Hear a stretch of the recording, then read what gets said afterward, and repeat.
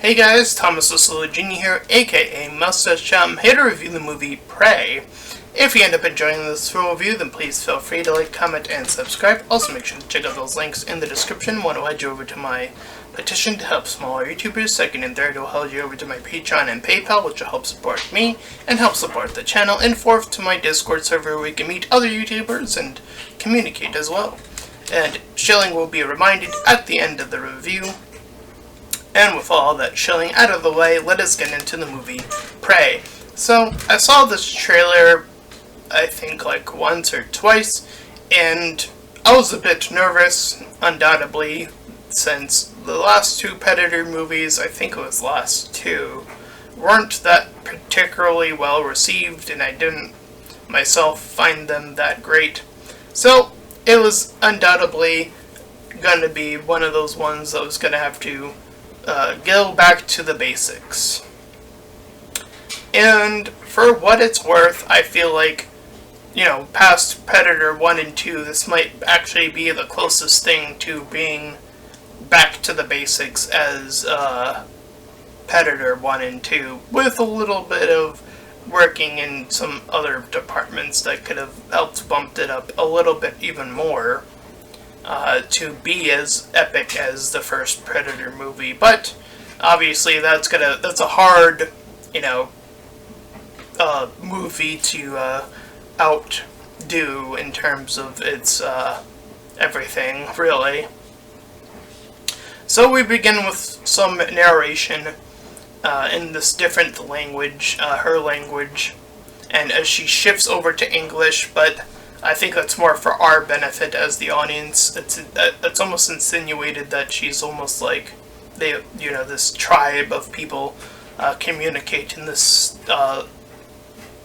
tribal language, I'll just say, for simplicity's sake. So she's kicked awake. I believe her name is Niru, or Iru, or something like that. Niru, I think. As she begins her day harvesting some food, and we see her throwing some axes, and she wants to be a hunter of sorts, and she sees this like antler thing, and then hears a noise in the distance, and is like, it scares off the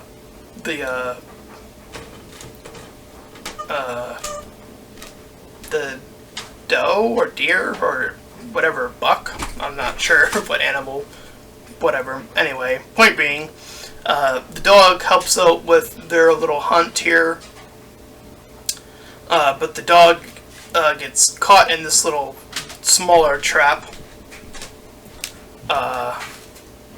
And as she looks up to the sky, she's joined by her older brother named Tabby. And she talks about what she saw in the sky, which is what she refers to as a thunderbird. So we're cutting back to 1719 in the Great Plains. This is where it tells us this is when it takes place. And she heads into this tent with her mother. And the mother doesn't want her to hunt, and she claims that she wants to do it because that others don't want her to do it. So this is her telling us, rather than us seeing other people just do it to her and then claiming that that's what's happening. So a little bit of, that. As well as, like, it does that little, like, almost Disney cliche of, like, young woman who wants to do something else with her life. It's not a bad cliche, it's just a noticeable one that sticks out. If you don't know, my stand on cliches is that every cliche exist in the world, and especially in writing. It's just about how well you execute it, and this one's a little bit of like, yeah, it's a little on the nose here. again, with it starting off with just her proposizing as the statement of like, well, I guess we just have to believe that's what people say, even though we haven't seen it. Meanwhile, though, the Predator lands, and we cut back to see a group of hunters heading out as well, as one of their own has been reportedly be attacked by a leopard or something. But the sister catches up with them, and they're like, don't come along. And the brother's like, she could be useful for other things as we come along with the actual healing process. So, best to have her along anyways. So they do end up finding their ally here injured, and they start to gather supplies and heal him in a more traditional sense of like grabbing what's in the forest and using it to their advantage to help stop the wounds from spreading and the bleeding from from him bleeding out. So Mia stops to find this. Oh, I skipped ahead in my notes. Sorry. So we see the animal chain scene that you see in several movies where this small bug thing is like killed by a bigger animal that is killed by a snake. The snake is then killed by the predator. Anyways, the others find him, and they're getting ready to bring him back at this point. And this is where I called her Mia in my notes suddenly. I think that's because I was hearing her being called different things from different people. So again, I do apologize if I don't officially know what her consistent name is. Anyway, point is, she ends up finding the dead snake and wants to warn her brother that something else is out here now.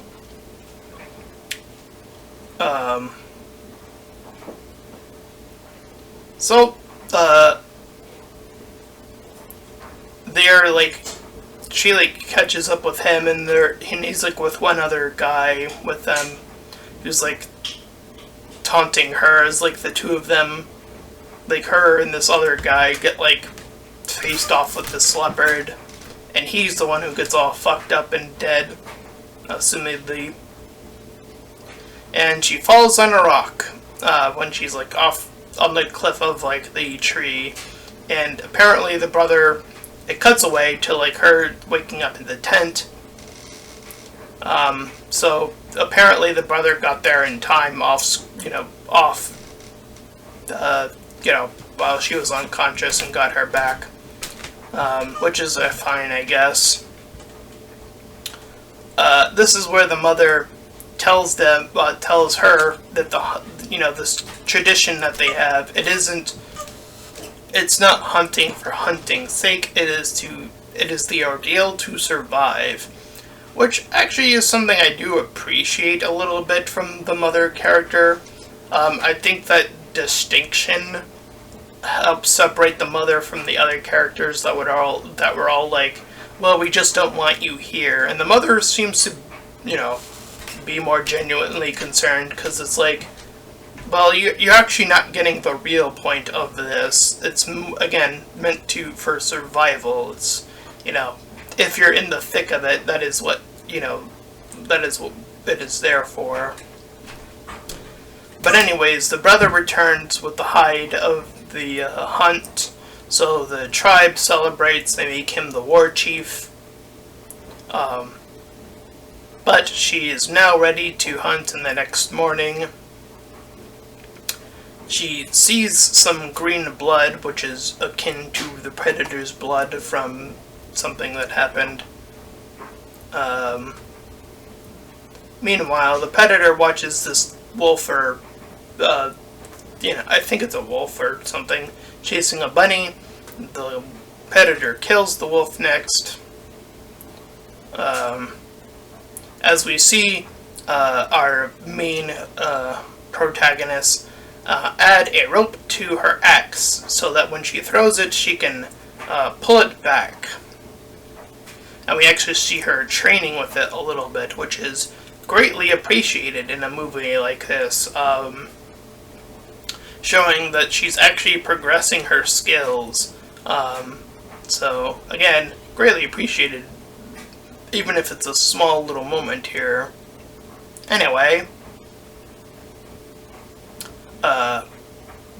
it shows off the Predator's tech for how it cleans its skull. So we see that, how that ordeal is done. Meanwhile, our lead, she ends up finding these several dead bull as she's heading out further and further away. And she offers a small prayer, and the Predator begins to track her tracks some distance away. Meanwhile, as she's up ahead, she falls into this marshy pit, which is actually something I wasn't even aware was a thing. Usually when I think of quicksands, well, you think of, well, like a sand pit, but apparently there are marsh pits as well. Again, wasn't aware that that was a thing, so, you know, cool to learn that you can die in nature. It's really fun to learn that the hard way. Anyway, she almost gets gooped up in this mud, but she uses her axe and it takes her a few tries. So again, it's not perfect the first time around, showing that it takes her a little bit longer to do the thing. She eventually gets it just in the nick of time.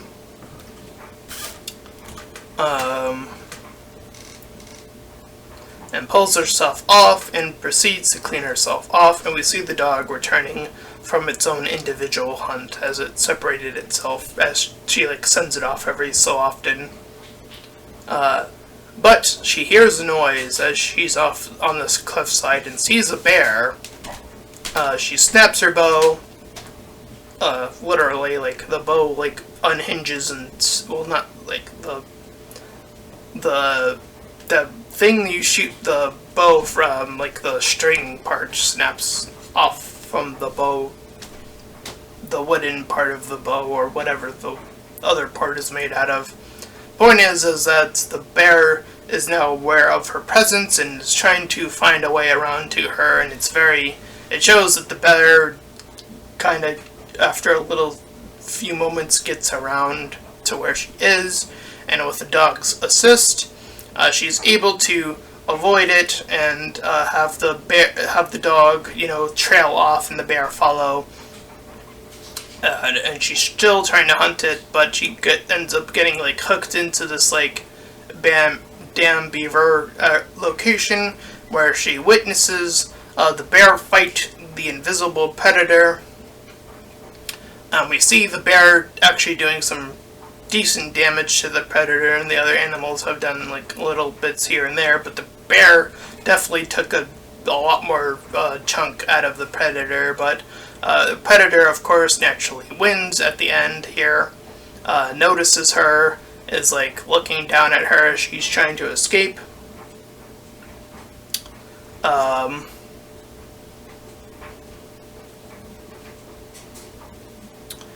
As she's heading further out, we see that the others have been now looking for her, get to her rather conveniently, yes.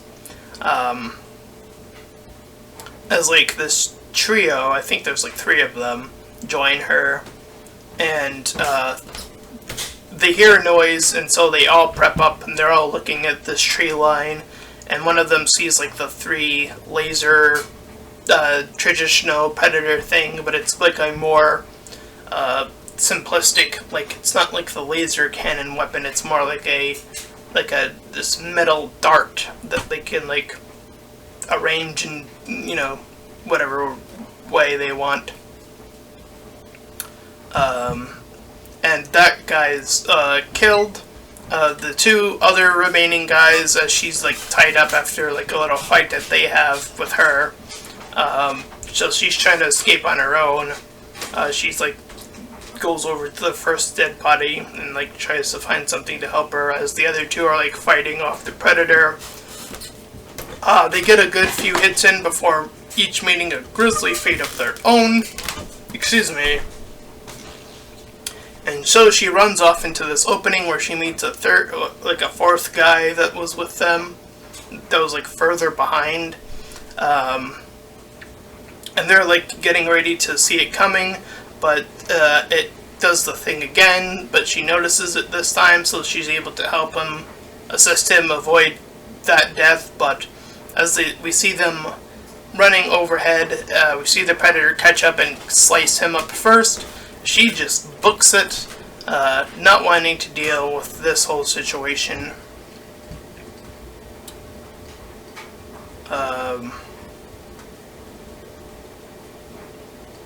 Let's see, But as she's running, she gets caught in a bear trap. And this is where we see these trappers, who were sort of alluded to way earlier with the little dog trap, as well as the predator dealing with some healing stuff that doesn't have to do with, our character. So, assumedly, we can assume that the trappers, since they seem to already know that the predator is hunting them, and they're trying to hunt the predator as well, that something's going down between these two groups. One of the guys is like trying to get info from her, and she's not obviously given a lot.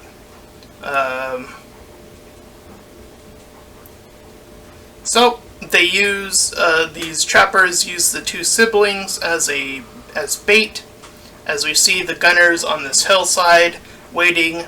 But we see from like a pretty interesting shot where it's like panning backwards, where we see like we're focused on these two guys, and it pans back to see, the other guys getting fucked up in the back, and then the other two like getting messed up as well.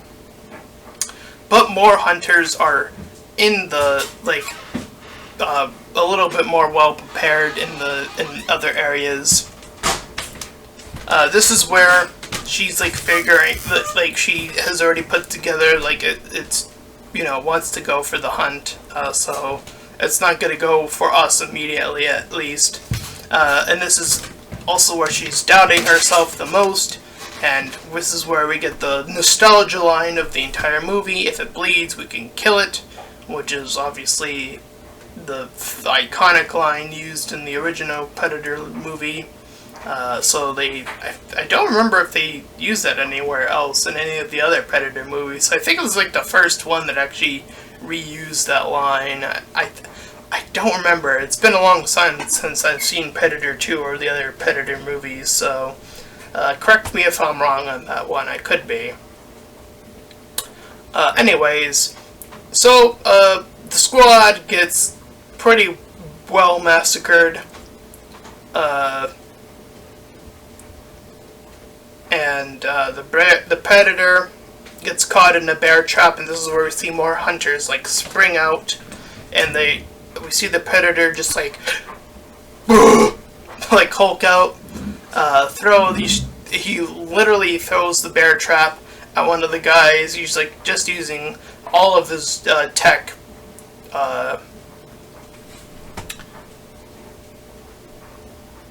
So she, much like the predator, also uses a bear trap to help her brother to escape. So she goes to go get her dog while he goes to get some horses. They establish this. So she does a pretty fine job here. The adrenaline of wanting to save her dog propels her to do some pretty great human killing here. We see the translator man from before coming back, mentioning how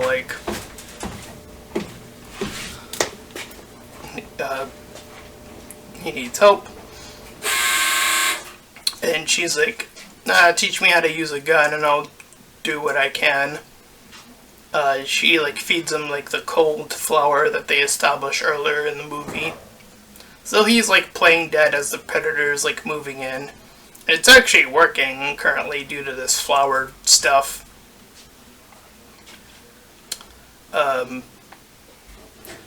And unfortunately the predator does step on him, so he makes noise and the predator's able to catch the noise and just But this causes enough the distraction for the brother to return with the horse, an attack from the horse, from on the horse. But the two unfortunately get blindsided as the predator goes back invisible and eventually does take out the brother. So once again, our main protagonist, she's off on her own again. And somehow she took one of its weapons. I'm not sure where this happens, but she takes one of his weapons. And proceeds to attack like the last hunter / trapper remaining after the fact. So she eats the flowers so that she's super cold, so that the predator walks literally right past her towards this other guy, the leader of the trapper group, I guess I'll call him. And as, you know, he does his thing, she holds this gun to the back of the predator's head, shoots it, it hits some of the mask, and does quite a number of damage. And this time we actually do see her take the mask, so I do appreciate that it does show us her taking the mask, which is a pretty big deal in terms of the finale segment here. As she sets up her little trap in the swamp area that she got stuck in before. We even see the dog come in for an assist at this point as well. She cuts off one of his hands and they're like fighting. She's like ducking from the predator's disc, and like she slams the predator into the mud trap using like this whole wire trick that she got going on. And the predator aims his sight, the try attack on her, thinking that it'll still, you know, just head straight, but it's apparently the beams come from its mask, which is a really neat trick. So they like the little things like ping around and then they eventually hit the predator, and that is what ends the predator's life. She uses its own weapon against it, and we see her return to her village, tossing the ped head and one of its weapons, or a weapon, I forget which, towards the hunters. So she's proclaimed the war chief. All is said and good as she has them moved. And of course, that gun is a reference to something in Predator 2, so they make a little reference to that as well, as the movie comes to its foregone conclusion, and that was Prey. I think that this was a pretty nifty movie. Seeing a more vintage Predator, it still has some future tech, like the gauntlet has like the 3 little mini bomb things on it. But for other than that, it seems like the other weapons are a little bit more drawn back on a earlier, you know, version of the Predator. So yeah, I think this movie's fine. Absolutely. I would have liked to see like a little bit of an addition to the training session. Maybe draw that out a little bit longer, just to show that she's like have her kill like an animal first or something, like, because it's showing the predator progressing really well throughout the movie, and I think that would have helped if, you know, for every hunt we see the predator to do, we see her doing something of the equivalent of in terms of an animal. I think that would have been a nice parallel between the two throughout the movie, but that's just the way I think I would have done it personally. Just to show that they're keeping up with each other in that regard. And it's a few extra scenes that you would have to have done, but I think that would have been suffice and nice to see. But other than that, I think this movie's, again, fine. We see her still progress, and we see her taking advantage of the elements that she can use, using her dog as an assist, using like the ropes and not necessarily her strength to topple the predator down. Clever ideas like that really help keep the movie very grounded for what it's going for. The other element that I will say is, though weakly in comparison, which isn't that surprisingly, is outside of the two siblings, I feel like every other character, well, the mother as well, she's fine. I feel like the other guys that they head out with aren't characters at all. They're just death fodder. That's it. And I think that is unfortunate. I think that the first Predator movie really set a precedent. Really sets the pace of like every person in that crew is a memorable character. You have them doing little distinct lines, and they're different from each other, and they play off of each other, and they're still a squad. It would be nice to have seen that in a more traditional sense of, like, we see them communicating in different ways. Maybe they don't necessarily always use dialogue in The Hunt, for example. Maybe they're using, like, body language and, hand motions and stuff like that to, like, because they do that sometimes, where they do like hand motions to signal to another person. So it would have been nice to see a little bit more of that, and maybe even more distinguished between the different characters, and them still being able to pick up, like, oh, that's his unique way of saying this thing, so I'll go do that thing.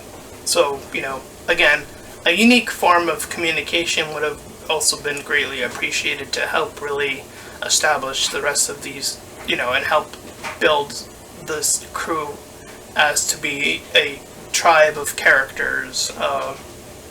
Because otherwise, when it's just the two siblings, it's like, man, yeah, the brother did that one thing, was like, I'll take the credit for the thing, and then there was that little moment. But outside of that, I feel like the brother's a fine character. She's also, again, a fine character. A bit, again, both of them are a bit cliche, but I feel like, at least it's something, right? It's better than nothing, and it's better than the